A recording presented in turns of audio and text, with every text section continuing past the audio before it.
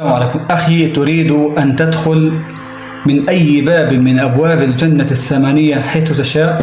خذ هذه البشارة من حبيبك محمد صلى الله عليه وسلم. يقول النبي صلى الله عليه وسلم كما جاء في الحديث المتفق عليه من حديث عبادة بن الصامت رضي الله عنه أنه صلى الله عليه وسلم صلوا عليه قال: من قال أشهد أن لا إله إلا الله وحده لا شريك له وأشهد أن محمدا عبده ورسوله وأن عيسى عبد الله وابن أمته وكلمته ألقاها إلى مريم وروح منه وأن الجنة حق والنار حق، قيل له: ادخل من أبواب الجنة الثمانية شاء. هذا السهل، احفظوه وانشروه بين إخوانكم، علقوا في الغرفة عندك، احكي كل يوم. بدك تدخل الجنة؟ هذا السهل، وبشارة من حبيبك محمد صلى الله عليه وسلم.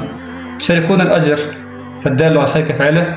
جزاكم الله خيرا، والسلام عليكم ورحمة الله تعالى وبركاته.